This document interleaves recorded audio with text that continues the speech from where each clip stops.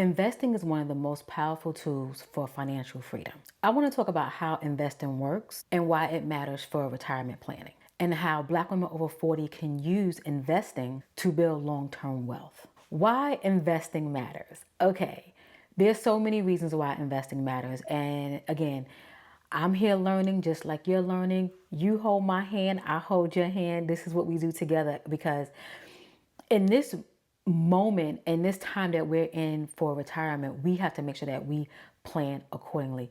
There's so many different factors why investing is important. You have inflation. Things go up. So you're going to need that extra money. Yeah, you're going to have, your pension, your 401ks and things like that. But those have different pull out times. You might can pull that out at 59 and a half, 55, depending on how it works. I just found out, let me share. I just found out that if I retire from my job, right, if it's 50, 55, 52, whatever, however, 62, whatever, if I retire from my job, you cannot pull out your 401k until 59 and a half. But there's a 55 rule that you can pull it out if you are retiring or resigning or leaving from your employer and your 401ks at your job. Now, if you do have one at your job, you have other ones out, you can roll that over into that one, and then you have all those 401ks. If you have enough 401 to last you to where you think you need to get to your next funds at 59 and a half, it's a freaking game. It's a game. You know what? I love games. And guess what? I'm about to play one. And we're gonna play it together. But as I mentioned before, why do investing matter is due to inflation, long-term growth. If the longer you keep the money in there, the more money you make, the more money you will have. You can take out the money that you put in. That's another story. We're going to get into that later. When I mean put in, like if you have a brokerage account or a Roth IRA, you can take your money out whenever, but any of the interest money you cannot touch until you get to that certain age, according to whatever you have. I know for me, I'm with Fidelity and I think it's 59 and a half. If I'm incorrect, we are correct later on. But again, we're not subject matter experts here. We are learning together. So I like how we can just have open dialogue about it, because it's like me sitting and talking to one of my girlfriends. I'm like, hey girl, what you know about this? What you know about that? Let's look that up. And then we can come back and say, hey Kelly, no, that's not right. Okay, Kelly, you did have this right, but you had that wrong, because I just want to have the conversation. Yes, I can go online and I can look everything up and go to Social Security, go to here and get all the information, but I want to have the conversation, because there's some of us who are not even doing that. And if we have the conversation, it will allow someone to say, you know what, let me get my ducks in a row and do this. Like I said, no shame here. We all about helping each other, because I want to make sure all my girls is good. Okay? My home girls. And another reason why investing is important, it's good for retirement income. Sometimes you can't always depend on the pension being enough or the 401k being enough, and maybe even Social Security. They saying it won't even be none available for when I get through. They've been saying that for the last decade. But any event, you still want to set yourself up right. We cannot wait for the government. I say that so much. And I feel like that's what a lot of us do. And we do it by default. And it's not like, someone told us. It's just like that's the programming that the world can just do. Like radio. It's like, gee, turn it on. Let me let her hear it. Let me let her hear it. And before you know it, you're like, okay, I'm just going to work to 65 or work to 62. The last 2 years, I'll figure it out. And then 60, 65, I'll have my Social Security. If I have anything left, I just live off of that. And it's like, why are we doing this? And I know sometimes life will hit you, because I've been hit with life. And I've pulled out 2 of my 401ks. Life will hit you and you have to just go ahead and take it out for hardship. You have to. But then sometimes we get caught up in shopping, living a lifestyle, and all the things. I'm sitting back here reevaluating what I got going on. I'm like, hey, do I really need this? Do I really need that? I have no problem with anything that I have. I can say, you know what? Do I want to live now or live later? And if I do live now, how will I live later? You got to ask these questions. But let's carry on. There's a big difference between saving and investing. And I used to sit back and be like, well, I got a savings. I've been saving. I'm good. I'm this. I got the 401 hitting over here. Got this little index hitting over here. I'm good. But in all reality, when you have your money sitting in a regular bank, and I'm just going to name a few popular ones. You got the Bank of America. You got the Chase. That's like the two popular ones if I can think of. You got PNC. You got Fifth and Third. You got your credit unions and all. Those interest rates are low. Those are some really, really low. It's like 0.00001. And you're not getting nothing. And your money is sitting there. But meanwhile, on the flip side, your money is sitting there, but the people in the bank, like the bank, they're taking those funds and they're taking it out and they're investing your money. And all the other institutions do the same thing. So if you go to American Express, American has a high yield savings for 3.30%. Not quite 4 and not quite 3.5, but it's better than leaving your money at Chase Bank of America. Now, if you're a kind of person that want to have your money on hand, you need to rock out. I know how I get sometimes. I be wanting to be able to know I can get to it. But when it comes to these other institutions, they do have high yield savings, but it may not be that much. But savings, you keep your money sitting there, you're not really growing. High yield savings is growing.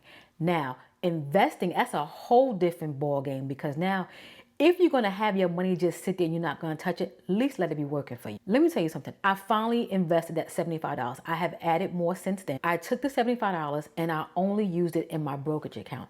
I haven't put anything in my HSA as of yet. I'm waiting to the end of the month. And I have not put anything in my 401k. I invested it. Do you know I done made a few coins? And like I said, coins. But the fact that my money didn't go to waste is growing. That money would have been sitting in a checking account, which would have gotten nothing. So now I'm sitting here and I'm like, you know what, Kelly? We need to start thinking strategically now. We need to start thinking a little bit more heavier. What are we going to do? Now you can go ahead and you can just go drop 1,000 or drop 10,000, whatever you choose to do, however your money works, and put this money in investing and let it sit there and let it keep every month doing its thing. Or you can keep compounding it on two sides. You can keep adding, or you can let the Fidelity, the ETFs and the mutual funds and all the things like that work through the stock market. So it can be done on two sides. So yeah, I hope you understood that, because I got myself a little turned around. But let me know. Moving on from the difference between saving and investing and the potential growth that comes from it is insane. From investing, there's so much potential growth, and I wish I would have done this sooner. But like I always say, it's never too late. Starting over, doing something, jumping in, it's never too late. Better late than never. And sometimes where we are, we can play catch up. What are some simple investment strategies? Let me tell you something. Your girl, I tell you, when I say I am knee deep, I am knee deep in this. And I can't wait to have more in-depth conversation about investing and sharing with you. Like, I'm definitely going to do a series on me investing and me retiring and do the different things, so I can actually show you some of the ETFs that I'm using and things like that. We're getting into it. But before I carry on and get into my longs, what are some simple strategies? Index funds. We like index funds. That's mutual funds, and that's ETFs. Yeah, ETFs. You can invest in those via a brokerage account, a HSA, Roth IRA, a traditional. It's so many different ways you can do that. But I've only started out with a brokerage account, and with my HSA and my Roth IRA, I'm only probably going to invest in 2 ETFs to keep that one more solid and just compound on it. I know I'm going to do VTI, and I'm probably going to do I wrote it down. I think it's SCHD. These are the codes. Girl, we're going to get into it. I hope you're ready, because it's not hard. It's just intimidating. But once you get it and you understand, You're gonna wanna drop your money in like you at the casino. I'm telling you. So as I mentioned, index funds, retirement accounts, and with the retirement accounts, as I mentioned, brokerage accounts, SHA, and what's the other one? I can't think of it right now. Roth IRAs and IRAs. It's so many different other ones that you can definitely open up to actually trade money and things like that. But the most common is those three, especially for when you're talking about retirement. And the other strategy is consistency. Letting the money sit. Letting it sit right there, letting it do its thing, let it compound and adding to it. Like I was sitting back, I was on the Fidelity,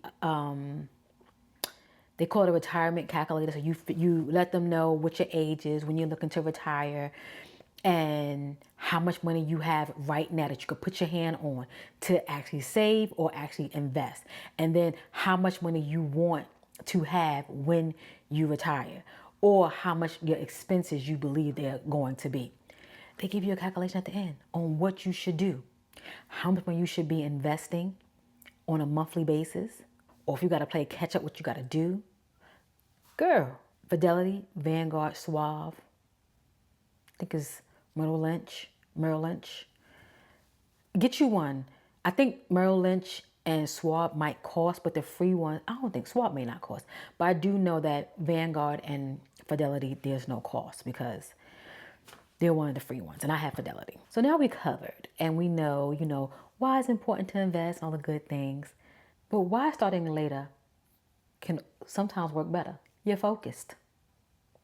You ain't spending all that money. You ain't just doing things just to be doing things. I know for me, I do treat myself. I do things. I do go places and things like that. But for the most part, I am very frugal. I live below my means. I don't just spend money. I don't have a high overhead. I'm not paying for a whole bunch of stuff that I don't need to be paying for to keep that. I don't have it. Don't have it. So I feel like now I'm in a spot where I'm definitely more focused. These years, for some of us, your income is higher. So now you have more disposable income where you can actually put this money into a brokerage account, HSA, or a Roth IRA. And if you make more than, the income limits for the Roth, you can do the regular traditional IRA. There is a cap that you can put in on all of them, not the brokerage, but there's a cap on those that you cannot exceed. So, hey, however that might go. But I would still take advantage of it. Even if you do make over a certain amount of money, take advantage of it.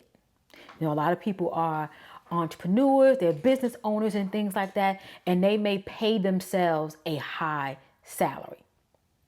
This is when you have to sit back and say, hey, I know I can pay myself X, Y, and Z, and I need to scale back on what I got on the W-2, and then I can just do owner withdrawals for whatever that might be for.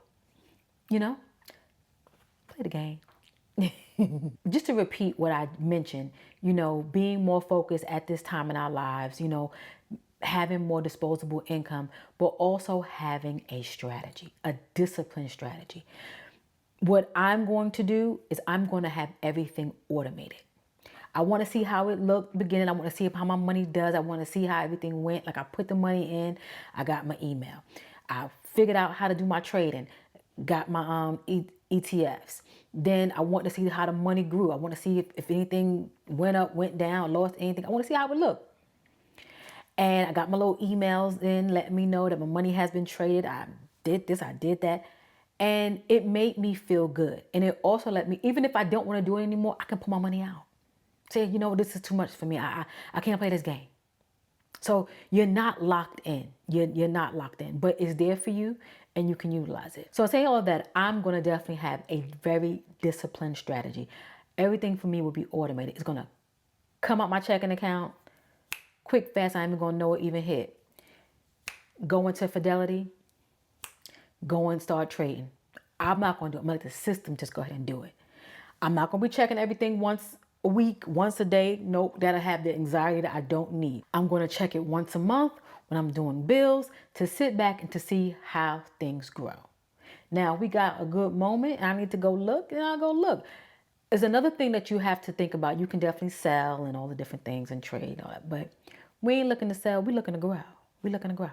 So, in saying all that, if you enjoyed this conversation, you know what to do. Like, comment, and subscribe. Hype it up because we want to get other like-minded women over here with us to chime in on the conversation, especially those women who are finance heavy, who's into this type arena, to kind of educate us a little bit more and whatnot.